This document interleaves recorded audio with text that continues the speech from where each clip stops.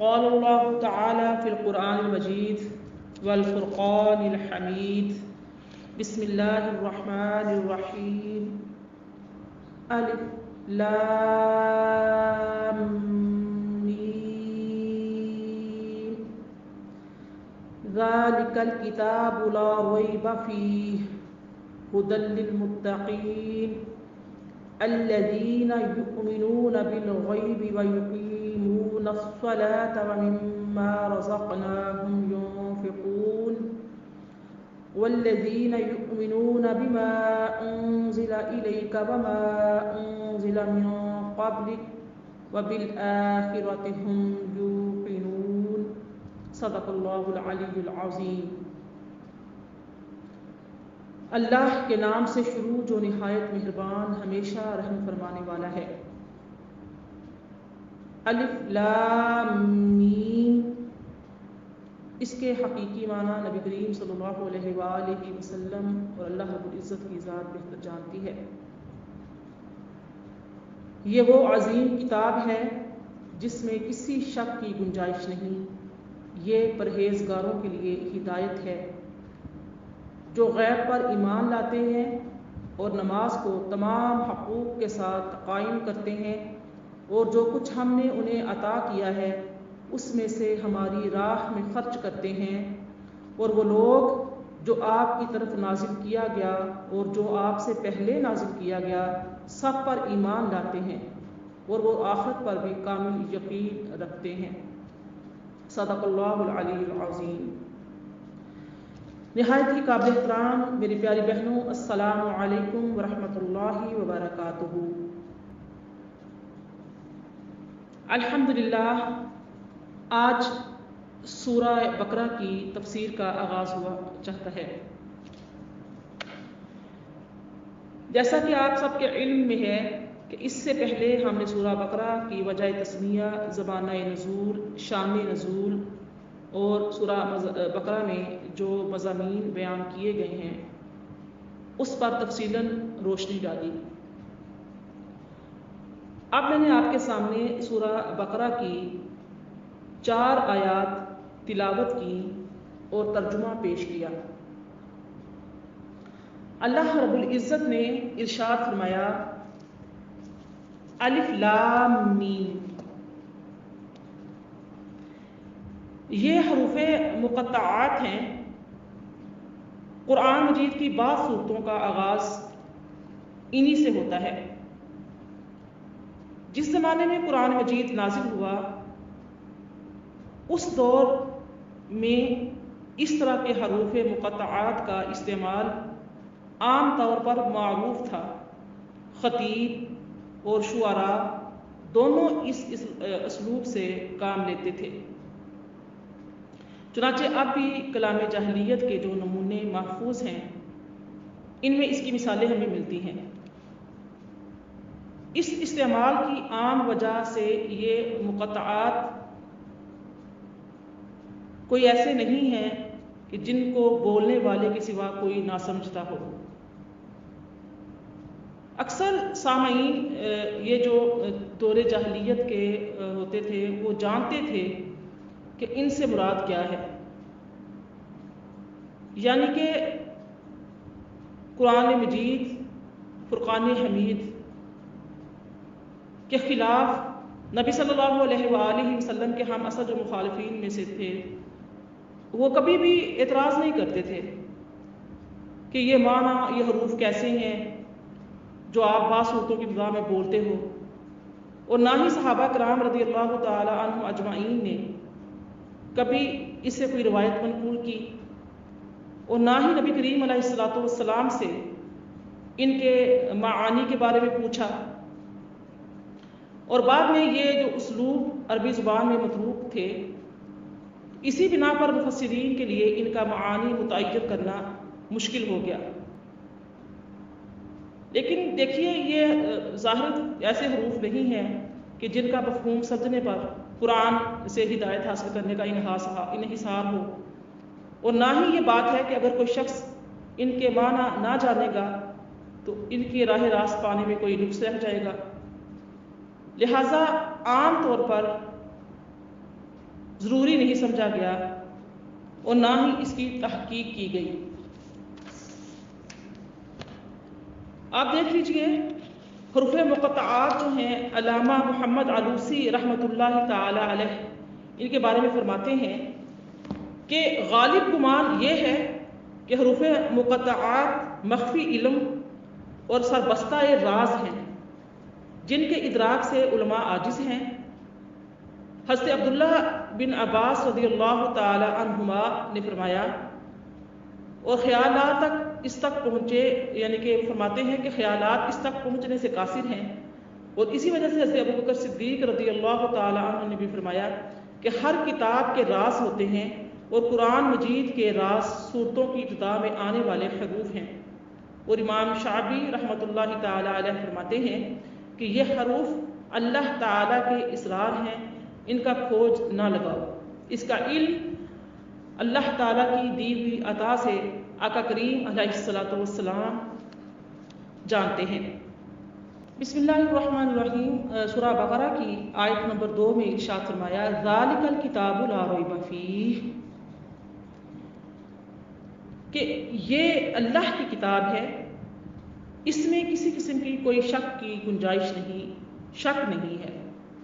اب دیکھ لیجیے اس کا جو سیدھا سادہ مطلب ہے وہ تو یہی ہے کہ بے شک یہ اللہ کی کتاب ہے،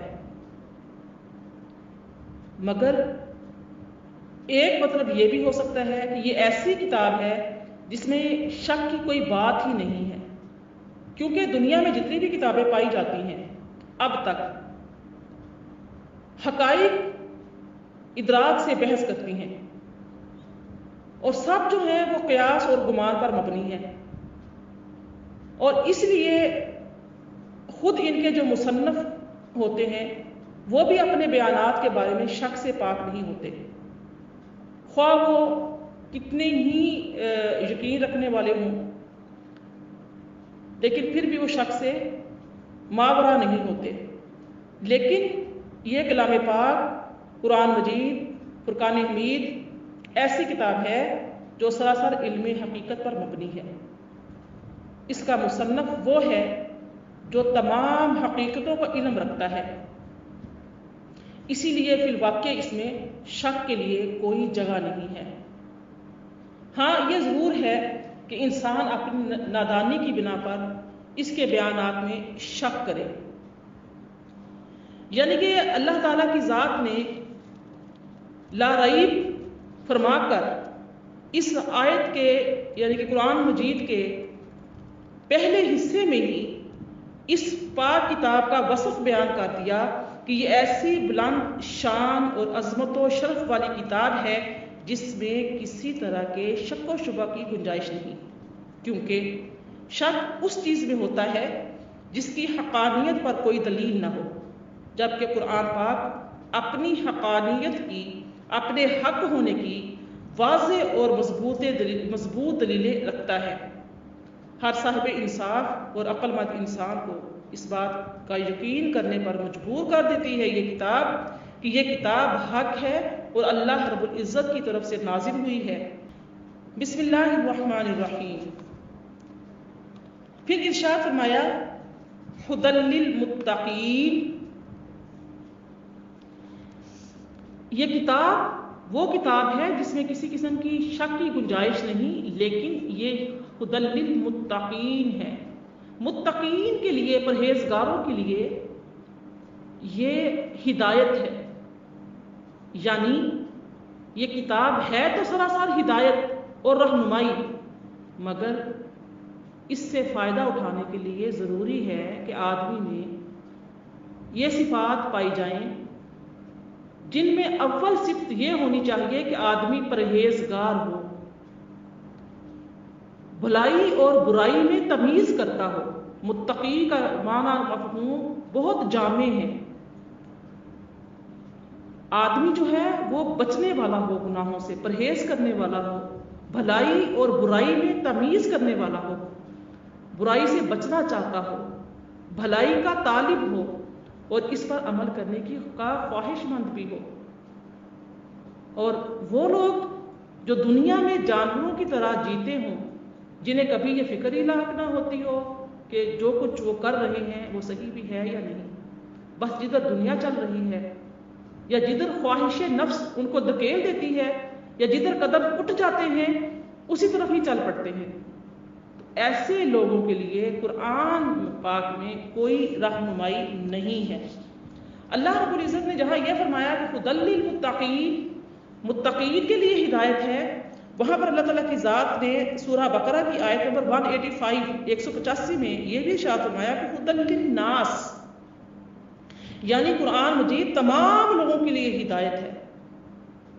آپ دیکھ لیجئے کہ قرآن مجید سے حقیقی نفع جو حاصل کرتے ہیں ان کا یہاں پر بیان کیا گیا ہے کہ متقی لوگ ہی اس کا جو ہے وہ حقیقی نفع پا سکیں گے.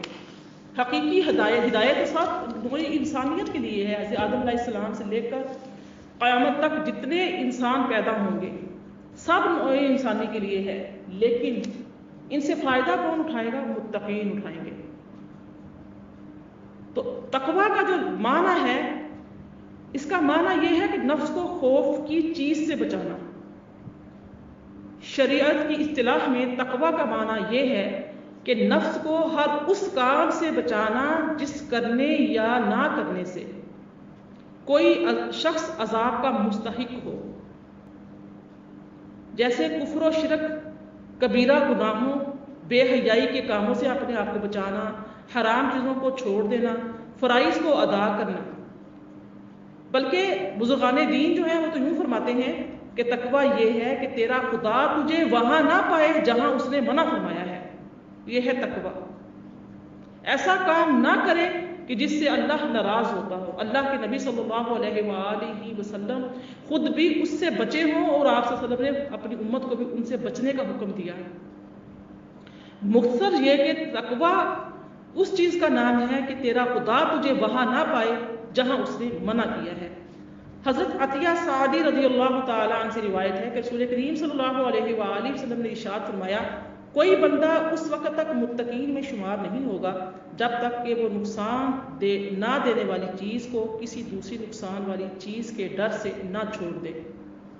اسی طریقے سے حضرت ابو سعید رضی اللہ تعالیٰ عنہ فرماتے ہیں کہ نبی کریم صلی اللہ علیہ وآلہ وسلم نے ارشاد فرمایا، تمہارا رب عز و جل ایک ہے، تمہارا باپ ایک ہے، اور کسی عربی کو عجمی پر فضیلت نہیں اور نہ عجمی کو عربی پر فضیلت ہے، نہ گورے کو کالے پر فضیلت ہے نہ کالے کو گورے پر فضیلت ہے، مگر صرف تقویٰ سے. کسی قسم کا بروز قیامت بھی کسی کا سید ہونا، پٹھان ہونا، مرزا ہونا، افغان ہونا، کشمیری ہونا، کوئی بھی پاکستانی ہونا، انڈین ہونا، کسی بھی کنٹری سے تعلق، کسی بھی ملک سے تعلق، اللہ تعالیٰ کی نظر میں وہ انسان ہے جو تقویٰ والا ہے. کوئی کتنا ہی خوبصورت نہیں ہے دنیا میں، کتنا ہی مالدار نہیں ہے، کتنا ہی طاقتور نہیں ہے، پاور میں نہیں ہے، کوئی کسی قسم کا بھی جیسا بھی کوئی انسان ہے دنیا میں، وہ کیسے بھی رہ رہا ہے، اس کا لائف سٹائل کیسا بھی ہے، لیکن اللہ تعالیٰ کو جو مطلوب و مقصود ہے وہ ہے تقویٰ. تو بروز قیامت جو معیار ہوگا وہ تقویٰ پر ہوگا. نہ گورے پر ہے، نہ کالے پر ہے، نہ عربی پر ہے، نہ عجمی پر ہے، کسی کو کسی پر کوئی فضیلت حاصل نہیں، اگر ہے تو تقویٰ پر. حضرت انس رضی اللہ تعالیٰ عنہ سے روایت ہے کہ حضور نور صلی اللہ علیہ وآلہ وسلم نے ارشاد فرمایا، تمہارا رب ارشاد فرماتا ہے کہ میں اس بات کا مستحق ہوں کہ مجھ سے ڈرا جائے، اور جو مجھ سے ڈرے گا تو میری شان یہ ہے کہ میں اس کو بخش دوں گا. تقویٰ کے مراتب جو علماء کرام نے بیان فرمائے ہیں، فرماتے ہیں کہ تقویٰ ایمان لا کر کفر سے بچنا ہے. اب جو متوسط لوگوں کا تقویٰ ہے وہ ہے احکامات کی پیروی کرنا اور ممنوعات یعنی کہ جن چیزوں سے منع کیا گیا ہے ان سے رک جانا اور جن کا حکم دیا گیا ہے ان کو بجا لانا تقویٰ ہے. اور جو خاص لوگ ہوتے ہیں ان کا تقویٰ یہ ہوتا ہے کہ ہر ایسی چیز کو چھوڑ دینا جو اللہ تعالیٰ سے غافل کر دے. ہر ایسی مصروفیات چھوڑنا، ترک کرنا اللہ تعالیٰ کی ذات کے لیے، ایسی مصروفیات کو ترک کرنا جو اللہ کی یاد سے غافل کر دے. ہمیں جائزہ لینا ہوگا کہ ہماری کتنی ایسی سینکڑوں مصروفیات ایسی ہیں، دن میں ایسی کتنی مصروفیات ہیں جو ہمیں اللہ تعالیٰ کی یاد سے غافل رکھتی ہیں. تو اس کو ترک کر دینا تقویٰ ہے. اس کے بعد حضرت اعلیٰ یعنی کہ اعلیٰ حضرت امام احمد رضا خان علیہ رحمۃ الرحمن فرماتے ہیں کہ تقوی کی 7 قسمیں ہیں۔ نمبر 1 کفر سے بچنا، نمبر 2 بد مذہبی سے بچنا، نمبر 3 کبیرہ گناہ سے بچنا، نمبر 4 کبیرہ صغیرہ گناہ سے بچنا، نمبر 5 شبہات سے پرہیز کرنا، نمبر 6 نفسانی خواہشات سے بچنا، نمبر 7 اللہ تعالی سے دور لے جانے والی ہر چیز کی طرف سے توجہ کرنے سے بچنا۔ اور قرآن عظیم ان 7 مرتبوں کی طرف ہدایت دینے والا ہے۔ اللہ پاک ہمیں متقی اور پرہیزگار بننے کی توفیق عطا فرمائے۔